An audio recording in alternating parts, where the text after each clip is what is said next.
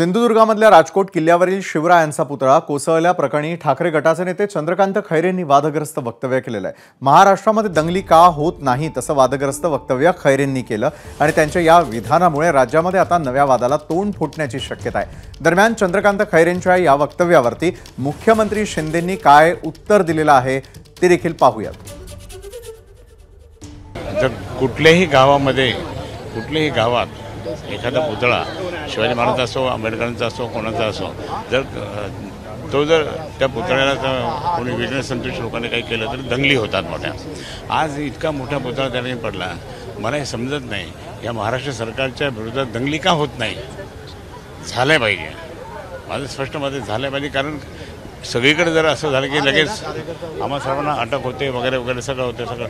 आज काहीच नाही, हे बरोबर नाही असं। म्हणून मला या ठिकाणी हे समजायचं की ह्या लोकांवर आज जे आंदोलन महाविकास आघाडीतर्फे माननीय उद्धवजी असतील, शरद पवार साहेब असतील, नाना पटोले असतील यांच्या नेतृत्वाखाली जे काय चाललं आहे, जोडे मारो आज जोडे मारो। पोलीस किती होते, आम्हाला आमची सवय झाली ना, 40 वर्षांपासून सवय आम्हाला। बोलले की आता पुतळा पडला पण महाराष्ट्रात आतापर्यंत दंगली झाल्या नाही, याच्याबद्दल आम्हाला आश्चर्य वाटतं। आंबेडकरांचा पुतळा पडला तर दंगली होतात। खरं म्हणजे लोकसभेच्या पूर्वी देखील महाविकास आघाडी दंगलीची भाषा करत होती, मोठमोठे नेते दंगलीच्या भाषा करत होत्या आणि त्यांना महाराष्ट्र अशांत पाहिजे, महाराष्ट्र शांत नको आहे आणि महाराष्ट्रामध्ये दंगली व्हाव्या, जातीमध्ये तेढ निर्माण व्हावी अशा प्रकारचा प्रयत्न लोकसभेच्या पूर्वी देखील या लोकांनी केलेला आहे।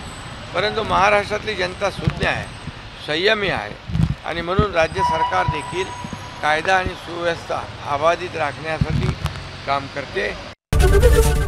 एबीपी माझा, उघडा डोळे बघा नीट।